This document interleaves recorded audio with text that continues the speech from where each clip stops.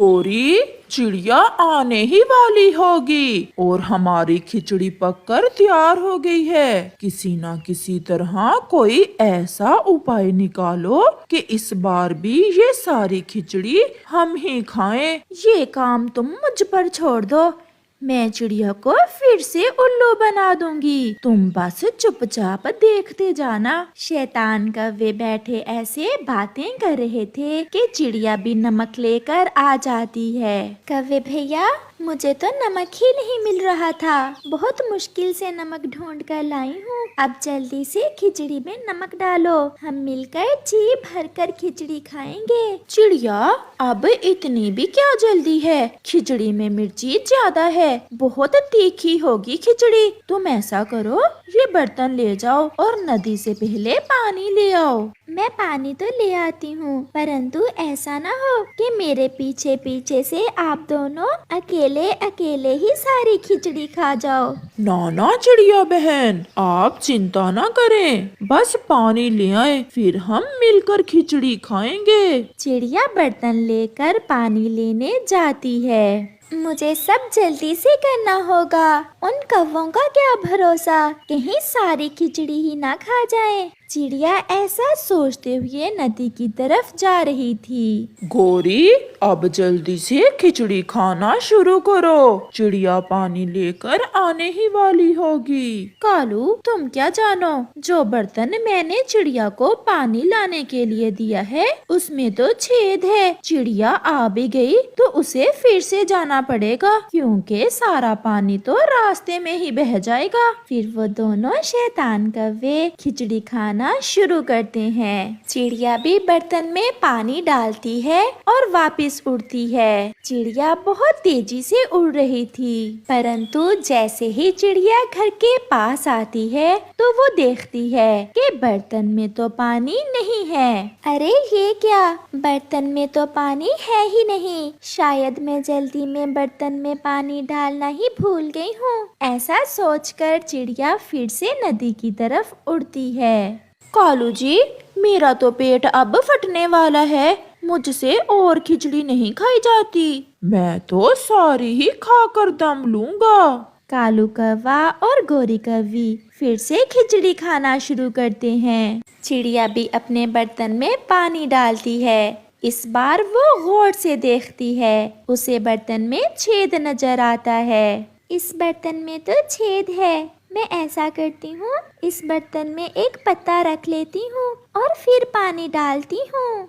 चिड़िया ऐसा ही करती है। बर्तन में एक पत्ता रखने के बाद चिड़िया फिर से बर्तन में पानी डालकर वापस होती है। अब जल्दी से कहीं छुप जाते हैं, चिड़िया आ गई तो लड़ाई शुरू कर देगी, हमने तो सारी ही खिचड़ी खा ली है। कालू जी, वो देखो सामने चिड़िया की चक्की पड़ी है, चलो हम उस चक्की में ही छुप जाते हैं। फिर वो दोनों चक्की में छुपकर बैठ जाते हैं। मेरी खिचड़ी, वो दुष्ट कौवे फिर से मेरी खिचड़ी खा गए। अब मैं समझी, उन्होंने मुझे छेद वाले बर्तन में पानी लेने क्यों भेजा था। मैं कभी उन कौवों को माफ नहीं करूंगी। कबूतर भी उड़ता उड़ता वहां आ जाता है। चिड़िया, क्यों रो रही हो?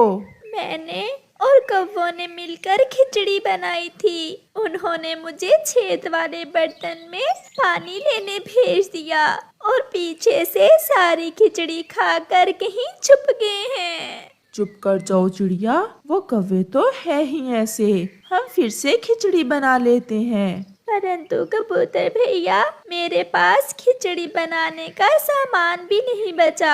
आप अपनी चक्की में चावल पीस लें और मैं बाकी का सामान लेकर आता हूँ, हम दोनों मिलकर काम कर लेते हैं। फिर कबूतर खिचड़ी बनाने के लिए दाल और बाकी का सामान लेने चला जाता है और चिड़िया अपनी चक्की में चावल डालकर चक्की चला देती है। उस चक्की में तो कौवे छुपे हुए थे, जैसे ही चक्की चलती है वो चक्की में फंस जाते हैं। चिड़िया, मैं मर गई, मेरी चोंच टूट गई है, चक्की को रोको।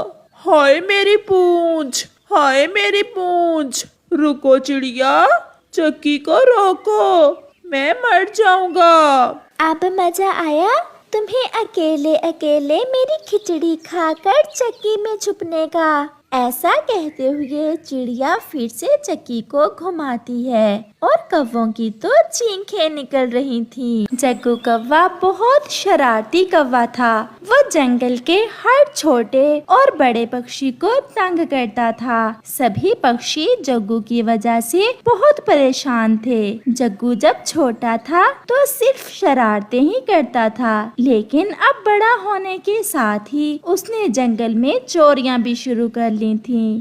एक दिन कुकू और बुलबुला बैठे हुए थे कि उनके पास जग्गू आता है। कुकू और बुलबुले, चलो आज कबूतर के आमों के बाग से आम चुराते हैं। कबूतर के बाग के सारे आम ही पक गए हैं। ना, मैं तो नहीं जाऊंगा। चोरी करना बहुत बुरी बात है। मेरी मम्मा ने मुझे शुरू से ही ये बात सिखाई है कि बेटा भूखे रह लेना, लेकिन कभी भी चोरी नहीं करना। कुकू, एक तुम और एक तुम्हारी मम्मा हमेशा ऐसी बातें ही करते रहते हो। भला खाने वाली चीज की कैसी चोरी। बुलबुले, चलो हम दोनों चलते हैं। बहुत मीठे और रसीले आम हैं कबूतर के बाग के, लेकिन अगर कबूतर अंकल को पता चल गया तो बहुत बुरा होगा। कबूतर अंकल को कभी भी नहीं पता चलेगा। वो इस समय अपने बाग में सो रहा होता है। मैंने कई बार देखा है उन्हें। फिर बुलबुला जग्गू के साथ जाने के लिए तैयार हो जाता है, जबकि कुकू वहाँ से चला जाता है। जग्गू और बुलबुला आमों के बाग में जाकर एक पेड़ के पीछे छुपकर कबूतर को देखते हैं। मैंने कहा था ना कि कबूतर अंकल इस समय सोए हुए होते हैं। सोए तो हुए हैं, लेकिन अगर उठ गए तो क्या होगा? इसका हल भी है मेरे पास। वो क्या? हम ऐसा करते हैं कि कबूतर अंकल के पाँव को एक रस्सी बांध देते हैं, जिससे अगर कबूतर अंकल की आंख खुल भी गई तो वो हमारे पीछे नहीं आ सकेंगे। लेकिन कबूतर अंकल के पाँव को रस्सी बांधेगा कौन? अगर उनकी आंख खुल गई तो इस काम में तो मैं मास्टर हूँ। तुम देखना, मैं ऐसे रस्सी बांधूंगा कि कबूतर अंकल को पता ही नहीं चलेगा। फिर जग्गू चुपके से जाकर कबूतर की टांग को रस्सी के एक सिरे से बांध देता है और दूसरे सिरे को आम के पेड़ के साथ बांध देता है। देखा बुलबुले, मैंने कबूतर अंकल के पाँव के साथ कितने आराम से रस्सी बांध दी है। अब चलो जल्दी से आम तोड़ लें। फिर जग्गू और बुलबुला आम तोड़ना शुरू करते हैं। आम तोड़ते तोड़ते अचानक से बुलबुले से एक आम छूटता है और नीचे गिर जाता है। वो आम सीधा जाकर सोए हुए कबूतर को लगता है और कबूतर की आंख खुल जाती है। कौन है? कौन है? पेड़ पर कौन है? कबूतर जैसे ही उठने की कोशिश करता है तो वो उठ नहीं पाता, बल्कि पेड़ के साथ उल्टा लटक जाता है। चोर! चोर! मेरे बाग में चोर घुस आया है। मोती! मोती! जल्दी आओ। मोती, जो कि कबूतर का कुत्ता था, कबूतर की आवाज सुनकर वहाँ आ जाता है। जग्गू और बुलबुला तो मोती को देखकर ही वहाँ से भाग जाते हैं। मोती भी उनके पीछे भागता है। फिर क्या था, जग्गू और बुलबुला आगे आगे और मोती उनके पीछे पीछे। जग्गू और बुलबुला दोनों ही तेज उड़ते उड़ते थक जाते हैं। थोड़ा दूर जाकर घनी झाड़ियाँ होती हैं।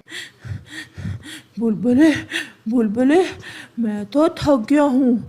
चलो चलो हम इन झाड़ियों में छुप जाते हैं, नहीं तो आज ये मोती हमें छोड़ेगा नहीं। फिर वो दोनों झाड़ियों में छुप जाते हैं। वो इस बात से बेखबर थे कि उन झाड़ियों के ऊपर वाले पेड़ पर मधुमक्खियों का छत्ता था। महारानी, हमारे इलाके में चोर घुस आए हैं, तुम उन पर हमला कर दो, कहीं वो हमारा शहद ना चुरा लें। शुक्र है बच गए, अगर पकड़े जाते तो कबूतर अंकल का कुत्ता हमें कच्चा ही खा जाता। कुत्ते से तो बच गए, लेकिन अब उन मधुमक्खियों से हमें कौन बचाएगा? जरा अपने पीछे तो देखो। जग्गू जैसे ही पीछे देखता है तो मधुमक्खियाँ उन पर हमला कर देती हैं। वो दोनों वहाँ से उड़ते हैं, लेकिन मधुमक्खियाँ भी उनके उड़ते उड़ते उन्हें काट लेती है। बड़ी मुश्किल से जान बचाकर वो वहाँ से निकलते हैं और नदी के पास आकर बैठ जाते हैं। वो बहुत ज्यादा घायल हो चुके थे और उनके चेहरे ऐसे लग रहे थे जैसे कोई फुटबॉल हो।